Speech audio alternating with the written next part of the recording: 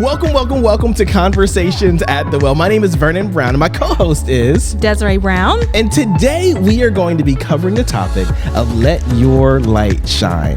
We listened to an awesome sermon that was talking and challenging us about letting your light shine, and I figured it would be a good topic for us to dive a little bit further into. So grab your seats, grab your coffee cup, whatever you need, and meet us at the well. Hello, and welcome back to another Conversation at the Well. Today, we're going to be talking about letting your light shine. And I think it's an awesome topic because all of us have some light that we have within us, whether it comes from our Lord and Savior, Jesus Christ, whether we think it comes from our talents and our gifts. But regardless of who you are and what you believe in, you have a light that's inside of you. And I think we listened to a sermon the other Sunday, not this Sunday, last Sunday. I'm not sure when it's going to come out, but I think it was last week that was challenging us to let our light shine. And I just thought it was so important for us to talk a little bit more about that. Yeah.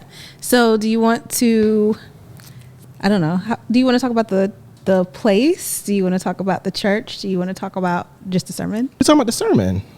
Yeah. Fun. Actually, I didn't even think about that, but that's a good point. Yeah. But yeah, let's talk about the sermon for today. So the title was Let Your Light Shine. And, you know, a lot of times we talk about this little light of mine, I'm going to let it shine. Like stuff like that. But we never think about what that actually looks like in real life. I'm going to let it shine. Okay. Lord, I need some help around here. We never talk about what that means in real life. And one of the points that he made that I really, really liked is the question of, are you letting your light shine or withholding it?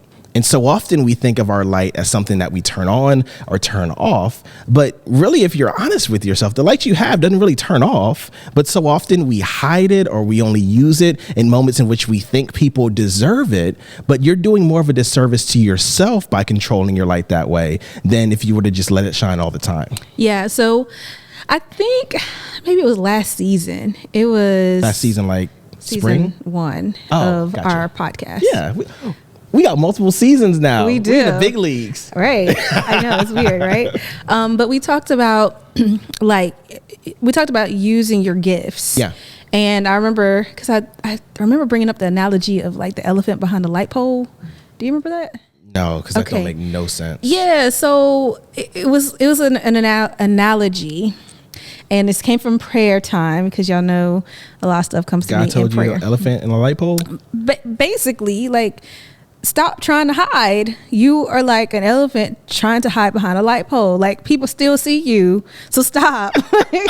Okay. So stop. But I think that a lot of us find ourselves in situations where we may have some gifts or some talent or just something about us that when we're operating in that and when we're doing it, we're like really like at our best. Yeah. But there's cost for that, because it means you're either maybe more visible, perhaps you're more vulnerable, perhaps you're giving of yourself, which is often the case. Yeah.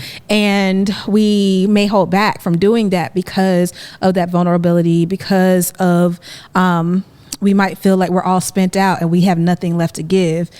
And if we do this thing, it's going to put us out. Yeah. You know? Yeah. And so we tend to I'm kind of good. Hold back. Yeah. I'm good. I'm over here. We're good and comfortable.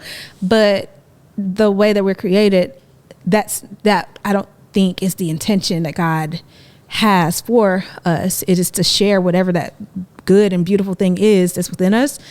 We're supposed to share it as freely as we can. Now, question for you though, yeah. Because we do have a limited resource called time, and even furthermore than that, energy. So are we just supposed to be out here willy-nilly just sharing and throwing it around like rice? Or kind of is there a balance? Does it have to be a balance? Is there no balance? Where do you fall at? You know, I've literally been warring with this within myself for a long time, as y'all know. I've talked about it numerous times on this platform, but it's one of those things where I think ideally we're supposed to be very free with it. Mm-hmm. We're supposed to just do it. Mm-hmm. But understanding our humanness, our limitations, there's a lot of different factors, and the context matters, right? Mm-hmm. So I think that probably more broadly than just going and being just freely giving of it, I think it needs to be this is going to be so churchy. Okay. What you trying to say? Spirit led. Okay. Just like when the prompting hits and you're like, oh, okay, I know I'm supposed to do this, but I really don't want to do this. It's like, that's when you know you're supposed to do it. Not when you're, I don't know. I do think that there's a time where it could be dangerous. Seems very dramatic, but it could be potentially harmful. And so you got to use a little discretion during those times. But I'm not even sure. I don't know. I need to kind of think about that a little more, massage that out, or maybe you can help me to explain this a bit more. I don't even know if you agree, but I completely agree with you, and I think part of it is demystifying the whole idea of spirit led. Like there's no for most people, there's no voice like do this, give this away, or volunteer here. But I think it takes, and we talked a little bit about it last episode, knowing yourself and knowing what your voice by yourself looks like versus the voice of the spirit or the voice of your gifting leaping out of you, however you want to define it. Because me personally, I can be lazy and I don't want to do more stuff. I'm completely content with what I do right now. Yeah. So if there is a nudging or an urging within me to do something, that's probably not my nature. That's probably not me. That may be something greater than me. And by tuning your ear to that, you can say, I know that one Vernon Troy Brown Jr. right there. That was something else. And maybe as you get more mature, your thought process and your desires become more like Christ's desires, and it becomes a little more difficult to distinguish. But as you get closer to God and that it's harder to distinguish, your nature is much more like his, or at least hopefully so, to the point where even if you say no or yes, you're still pretty darn close to the mark of the high calling. Yeah. And we talked about the gut, right? Like trust your gut. Or, you know, some people refer to it as gut. I'm like, trust your ab. Trust your, your stomach. There you go. Follow your heart. I don't know. All of those things are, it is what it is. Yeah. But I think really and truly that gut, that kind of knowing that you don't even know why you know, you just know. Yeah. That for me, as I have continued to grow spiritually, I understand that to be the Holy Spirit. Yeah. And so it's trusting that. So if the Holy Spirit is not a familiar concept, then maybe the gut is, and that's something that you can kind of lean into and trust that and follow that, because it's, I don't know about you, but it has not led me wrong. Yeah. Yeah. So, so yeah, I think that there's a kind of a balancing act that's happening there. Not really balancing, but just like a trust act that's happening there, because again, you know, what does it talk about? Casting your pearls among swine. Like that's the whole thing, right? Yeah. Like you don't want to put this beautiful thing that you have, this gift, before people who are just going to abuse or misuse it. Yeah. But I think at the same time, there are often opportunities where we are supposed to do whatever that thing is. And maybe we should talk more about what those things could be and look like. But you're supposed to do what those things are, or be what that thing is.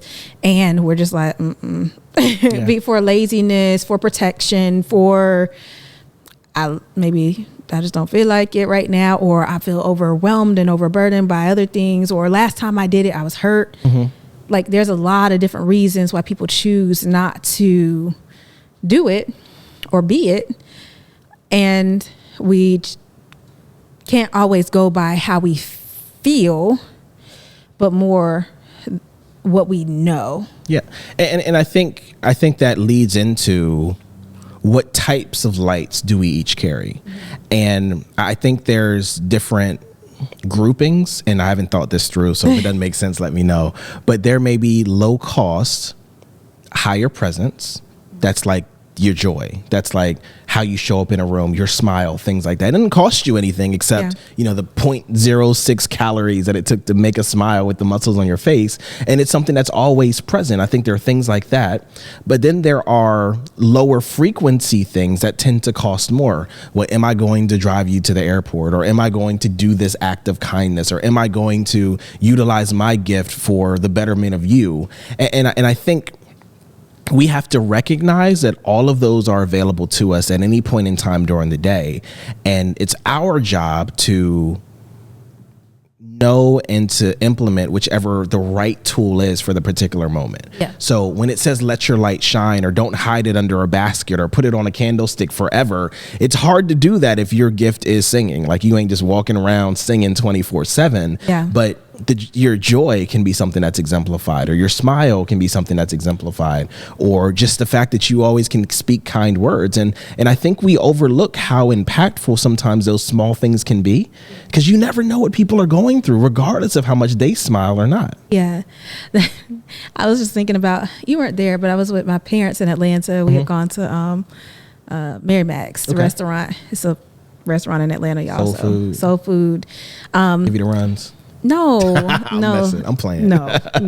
Mary Mac's is good, but there was a lady there. She was a waitress, and homegirl could sing. So, like, she would come to the table and she would take your order or whatever, and then, like, at some point you're going to hear a song from her. Really? Yeah. And I thought that was so cool. I mean, I don't know if other people found it cool or annoying. I mean, I guess depending on, it's probably one or the other. It's like, but I was like, this girl, she better work it, because, you know, she's working in a restaurant right now, but perhaps maybe her dream or her goal is to be a singer. Like, professionally. Yeah. And so she's like, well, my profession right now is this, so I'm just gonna insert my gift here, and maybe it'll land on the right person. And that, man, I was thinking about that when we first started, because so often we're talking about, like, gifts, like tangible skills and stuff that we have, and so often we're like, I don't want to use it, or I don't want to waste it, or I don't want someone to take advantage of me. But a lot of times the opportunities that we receive, or that people take advantage of, quite frankly, of our gifts, are an opportunity for us to hone our gifts for the moment that's actually going to change our life. I think about gosh, I always forget, Joshua or Jacob, which one is it? The coat of many colors. That is Joshua, coat of many colors. And so he's talking to his brothers, kind of just making jokes, talking about this dream that he has and what it means, and all the while his brothers are getting jealous of them. Well, fast forward. Wait, Joseph. You said Jacob, Joshua. What did you tell me? I said dude with the coat of many colors. It was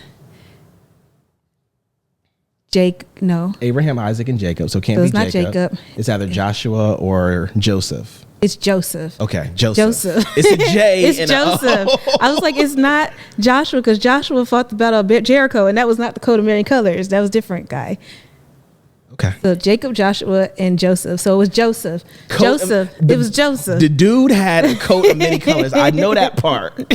The coat of many colors dude could interpret dreams. And so he did it just randomly with his brothers. His brothers got jealous, threw him in a pit instead of killing him. And then he ended up in Potiphar's house.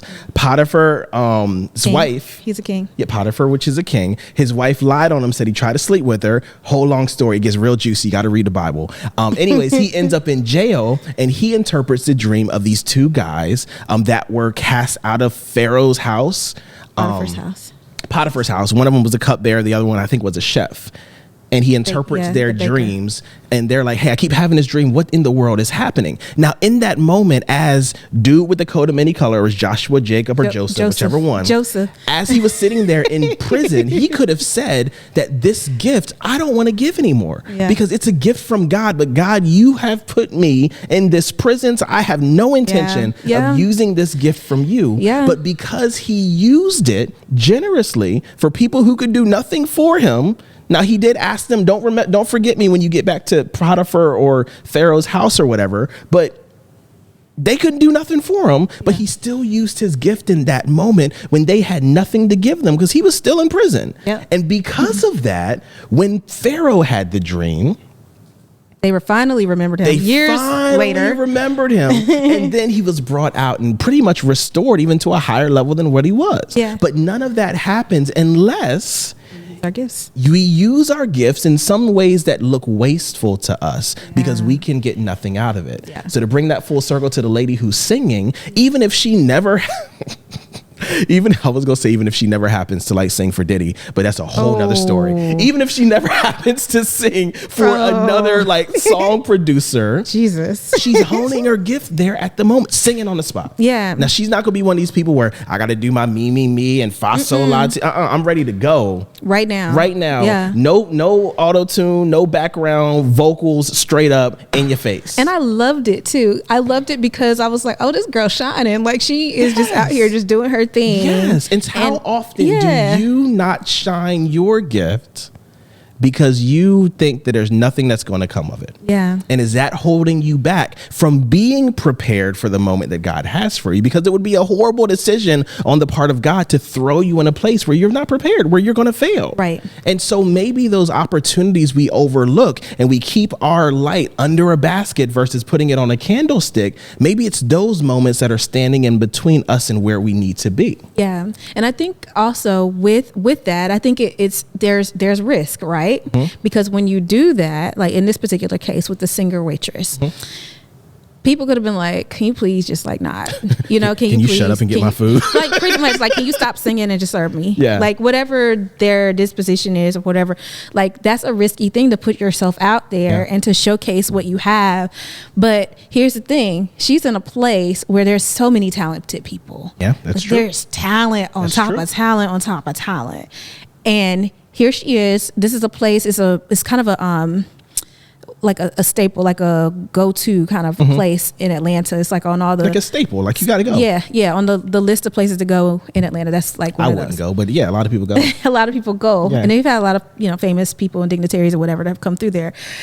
And so she's like, okay, I have an opportunity. I have a platform, and it may not look like a platform because what it looks like is I'm a waitress in a restaurant, and there's a bunch of restaurants here. But this one, I know like people of some notoriety come through here, so I'm going to sing every chance I get because I have a dream that one day.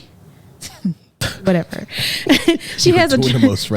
She has a dream. And even if it's not that like I don't want to say manipulative, but even if it's not that big of a deal. Yeah. I just enjoy singing. I'm gonna use my gift. because you never know who's going to come through the door, or who has going to be able to present an opportunity, or who's going to be like, listen, I mean, I'm not anybody, but I got a wedding coming up and I need a singer. Like, like there's so many different ways that things can present. It's a lot of opportunity, and she's taking advantage.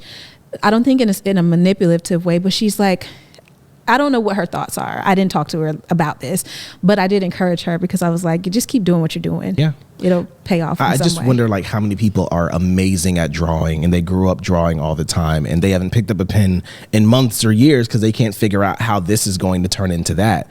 Yeah, let your light shine. Or it just stays in that secret little notebook that they've never shared with anyone. Yeah, exactly. Yeah.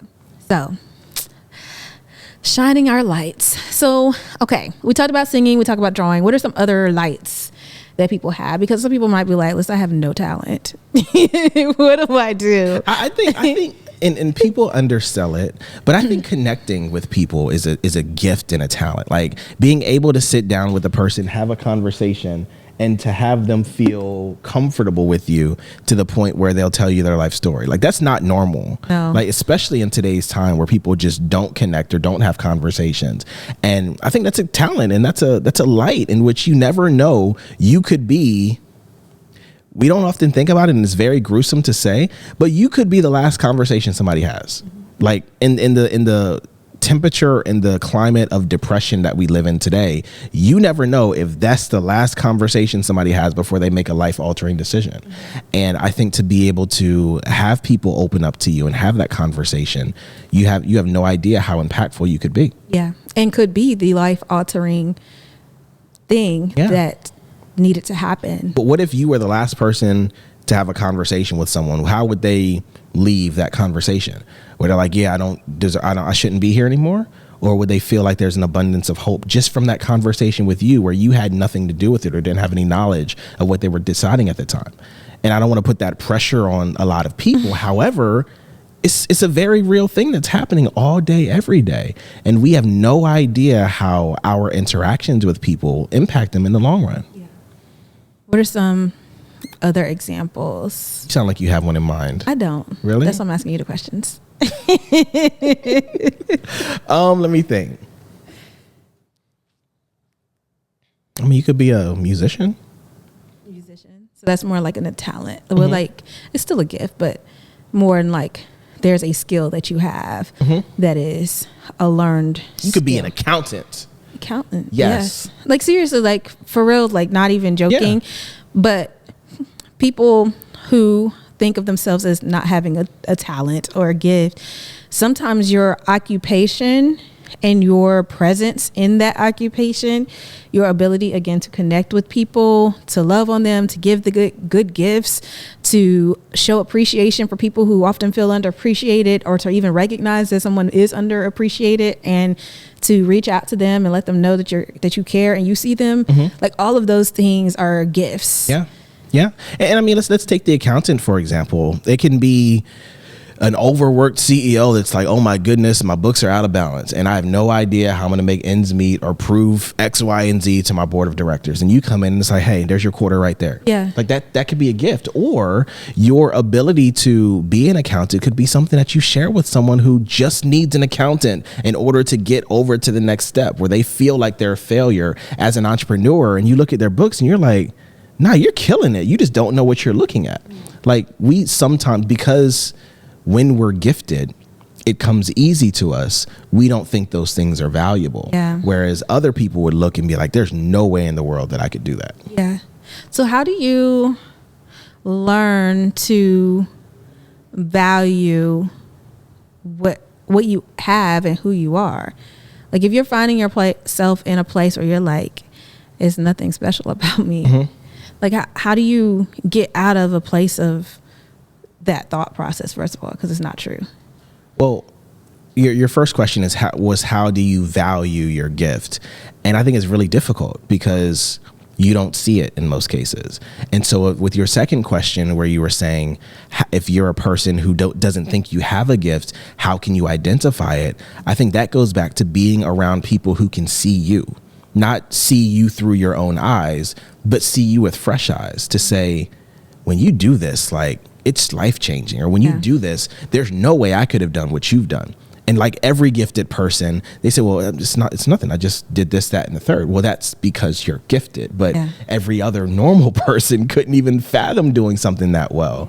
So I think, and it has to be a trusted group of people, because you have to respect their opinion too. Yeah. And a lot of times we surround ourselves with people who we may not necessarily respect their opinion. So when they do give us truth, we're like, oh, okay, yeah.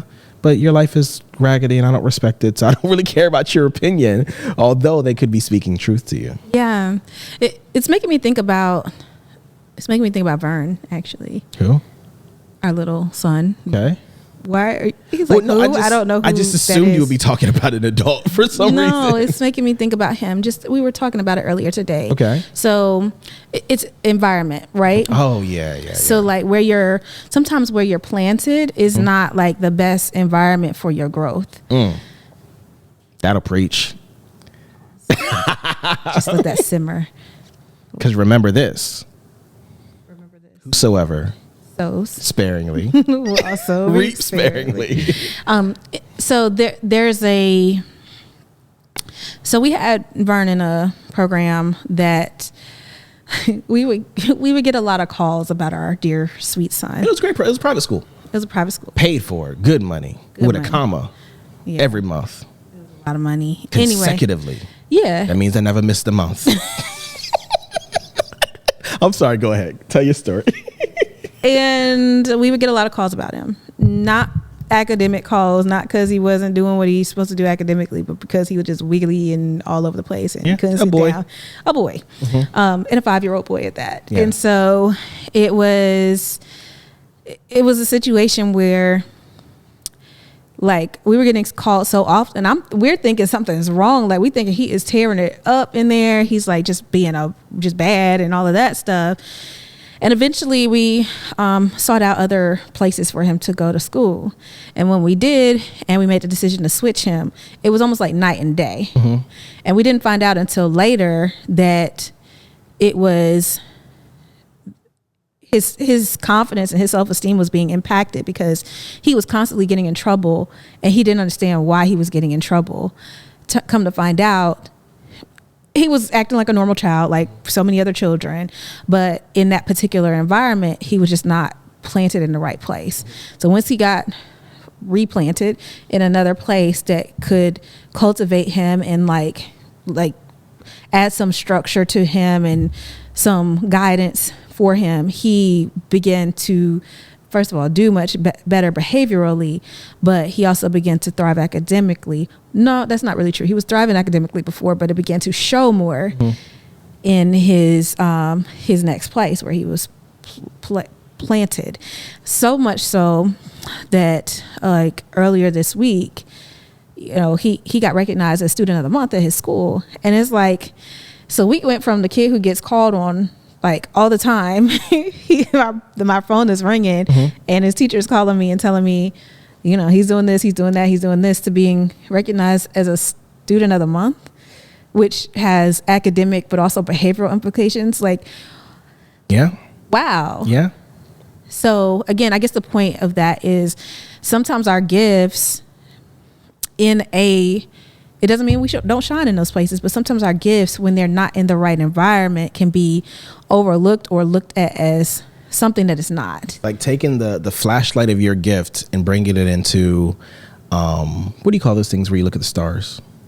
Those big domes? Oh, planetarium? Yeah. Like you took your gift and you parked yourself in a planetarium and everyone says you're horrible because it's supposed to be dark in here and you're out here with this big bright sunlight. But if I take you to a place that isn't intended to be dark and you let your light shine, you thrive. Yeah. And so we always have to take a look at ourselves to make sure that we're doing what we're supposed to do.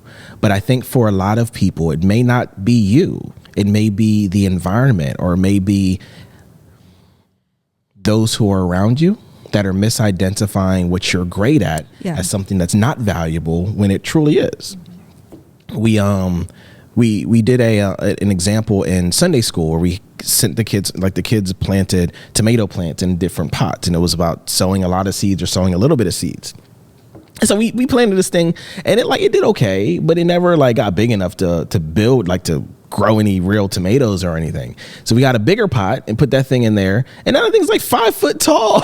It's huge. It's crazy. Just because there's a larger space for it to thrive. And I wonder how many of us have stuck ourselves either because we've lost confidence or we've never really pursued those things in which we're gifted. How many of us have stuck ourselves in these small planters and are wondering why there's no kind of harvest, there's no kind of fruit coming off of it.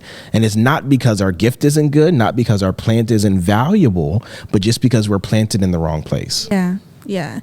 I mean, and a lot of people can think of that. They can maybe think of it on their workplace, maybe in like a family context or in a friend group or whatever. Like, it happens all the time. It's not an unusual circumstance. It's just that as we live, we learn. And as we learn, we try to remember what we learned so we don't repeat the same mistakes again. But I think that, let me ask you, have you been in a situation personally where your gifts were misunderstood or just maybe suppressed because of the environment you were in? Yeah, I think definitely where your opinion or your view of how things should be done isn't necessarily welcome because it requires more of other people who are around you. And so that's good. In a place like that, it's like, no, it should be like, no, that's an example. We should be on time. Like, we should be on time. Well, that requires others to be on time. That requires others to manage their time. And it's so much easier to say, well, you know how he is. You got to do this, that, and the third, and mutter all these things under your breath, where it's like, no, you just be on time and prioritize it because it matters. And so I think a lot of times when our, not even gifts, maybe just disciplines or just the things that are important to us shine lights on other people's failures or shortcomings, it can turn into you being the problem versus the problem existing and your presence just shining a light on those things. That part. Well, okay, let's dig into that a little bit more, because I feel like I've ran into that a time or two in my life where it wasn't, and I don't even know if it was anything in particular that I really wonder, like, what was the thing that like irked the people, but the people were irked. The people were like, they were irked. Yeah. They were like, with me. And I was just like, I don't even understand what this is. So, I guess what I want to do is I just want to share, you've shared it, but I also want to reiterate that happens where sometimes we're made to feel less than, or that we're better than someone or whatever, because our light's shining. Our light is doing what it does, and it's uncovering some dirt and some darkness, and people that like to be in the dark or amongst the dirt don't want that to be like highlighted. They don't want that to be shown, because who would? I mean, I'm not trying to have my dirt shown, so I get it. Like, okay, get away from me, light. but whatever responsible person does with that, and I think each of us individually have to take the responsibility to say, that light just got shown on me and my dirt, I need to clean this thing up. Like, let me clean up. And instead of being defensive of the dirt and being like, get away from me, light, I want to keep my dirt. It's I think we each have to have a responsibility for that, for a number of different reasons, because the light helps to, it's kind of like, it's that correction thing. The Bible talks about God corrects, and he disciplines those he loves. And so sometimes we need to not take offense to when other people are shining and revealing some things in us that we don't like. It's not for us to be like, hide from the light, let me find the shadows, let me go back, I'm melting, like like in what Wizard of Oz or whatever. It's not like that. That should not be our response. Our response should be like, I really don't like that, but instead of me just like acting like it's not there or that nothing needs to change, let me go and make some changes, even like if it's a little change in the right direction. I think that even that is better than just trying to be like, oh, well, shoot, I'm good with my dirt, so let me just stay right here. Yeah. Well, and honestly, I think the best response is to say, okay, I'm going to fix it. But we're not always there.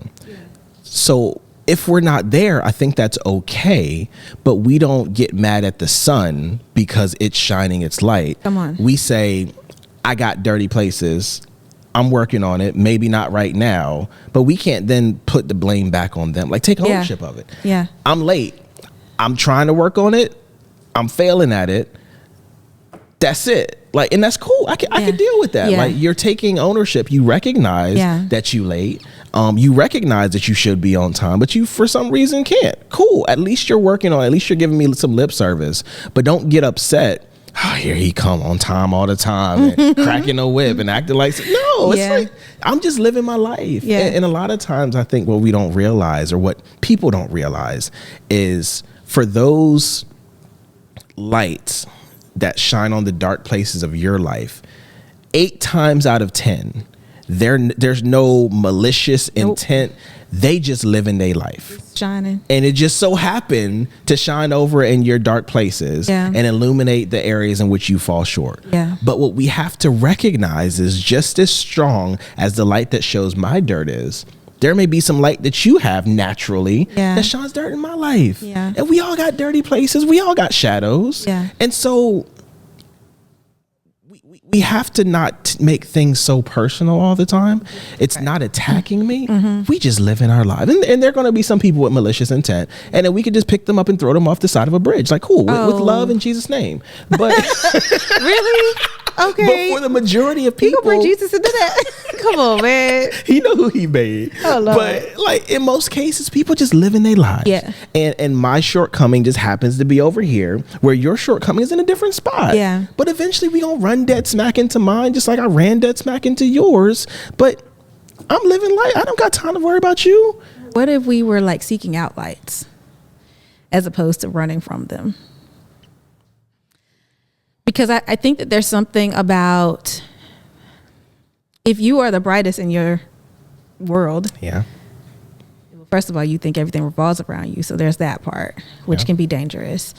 But also there's no opportunity to be further illuminated, further. They say if you hang out with 9 broke people, you'll be the 10th. That's what they say. Yeah. Or you are the sum, or you are the average of the intelligence of the people you spend most time with. Right. And that's what I'm getting at. It's just like to grow, to become better, to become the best version of yourself. It is not wise to be who you consider to be the best in your world. You need to surround yourself with people who you admire, who are better than you in some way, so you can grow. Yes, but I think who you have to be in order to be welcomed into that environment is different than who many of us are. And what I mean by that is, we say, I want a mentor, I want someone to show me the way, but who we are at the moment is not a person that a mentor would want to spend time around, because we're that same person that when you point out my dirt, I get defensive. Right. Or we haven't spent enough time cultivating any gifting within us to where we would have anything to offer. So we may not be perfect in one thing, but be perfect, be your best self in something. Like, there are some people who got invited into amazing rooms just because they smile, just because every time some important person sees them, they welcome them in with a smile and a handshake. That's all they did. But now I want them in the room every time I close a deal, because every time I close a deal, it works well. And it's nothing special, but they've been invited in because what they had, they did to the best of their ability. And I wonder if we looked at ourselves critically, how many things within our control do we do with a level of excellence that someone would want to invite us in? They'll take notice. What does it say? Your gifts will make room for you. These are scriptures, but I don't know where they are. They're in the Bible somewhere. Sounds like a proverb to me. I don't know. Actually, that one might not be, but Proverbs usually has like, if you, then you. Yeah, exactly. But that is a biblical concept. And I mean, we see it play out, and we're like, dog, they were just like people who make it onto these national news shows because they were like, they showed an act of kindness, or they did like something just like pretty normal, pretty basic, if you will, but it wasn't basic in the way that they did it. Like, I was reading a story about this 80-something-year-old guy, like 88 or something, and he hand makes cards, and he hand delivers them to his neighbors for his winter party, his annual winter party. And this one lady, like she got on TikTok and was like, hey, so the cutest thing just happened. My neighbor across the street, he's like in his 80s, and he said, look, it was handwritten, like hand drawn, and blah.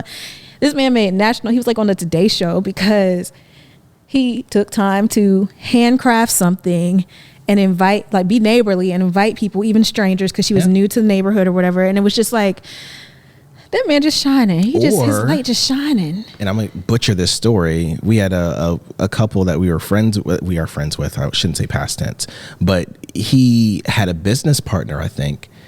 And I don't know if they butted heads ever, but they worked together and for a long time. And then when he died, the man gifted him a house. Unbeknownst to him, gifted him a house. Didn't know, he didn't have any heirs, no children or anything. Just had a bunch of wealth that had accumulated over time. And in his will, in his final wishes, he gifted him a home. So based upon paid for a home. Based upon the experiences and the influence that you have on the people you work with today, because we see them every day, what would they gift you?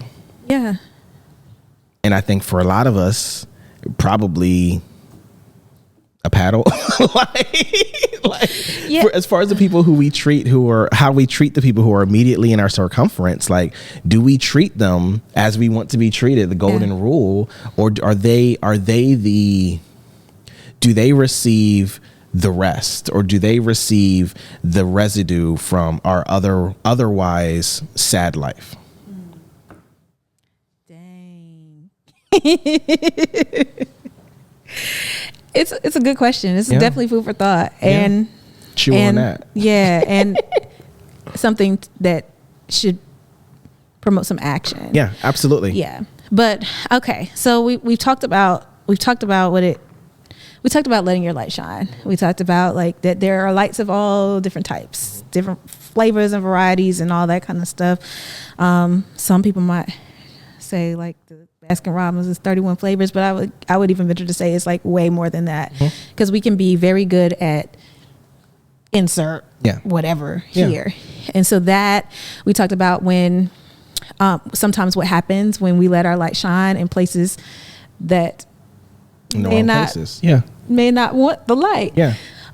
But also our responsibility when light is shined in our life where we were not quite ready. Ooh, wait a minute now, you over here just casting light on my dirt over here.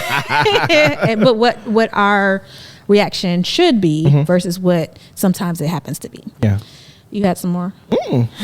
I was like, if you were wrapping this up, you're doing a great job this week. Last week, I don't know, but this week you're doing a good job. But I want to, are there any other thoughts, any final thoughts that you have around this? No, I just think that in this week or whenever you find yourself watching this, just challenge yourself to let your light shine, whatever that means to you. And if you can't think of what that means, just smiling, just being a joyful person, no matter what's happening, like prioritizing those who are around you for a week over how you're feeling. And I'm sure by the time you're done doing that, you'll feel so much better.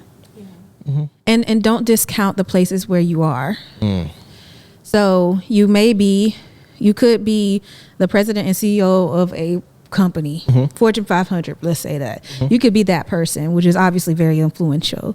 Or you could be the doorman at the said company or doorwoman at the said company. Whatever your role is or whatever position you find yourself in, like don't discount the position you're in now, because if you do that position, if you do that role with excellence and you do it with integrity and greatness, who knows where that takes you. And maybe you're the door person for the rest of your life, but how many people would you have influenced? Because you get to have an ear with the CEO, you get to have an ear with every person who comes through those doors, and you get to be the person to encourage them, to brighten their day, to share a song, to sing just to do something great in their lives. And they too will be remembered for their greatness, not because they opened doors, but because of how they encouraged and made people feel coming through those doors. Ooh, there it is. I think that's a good one. So anyway, thank you for joining us for this conversation at the well. I want to hear about your light. What is your light? How are you shining? Are you shining? Why you ain't shining? What's going on? I want to know about that. So please put it in the comments. We'd love to hear from you. Don't forget to like, subscribe, share. What else? We'll see you next time for Conversations as well.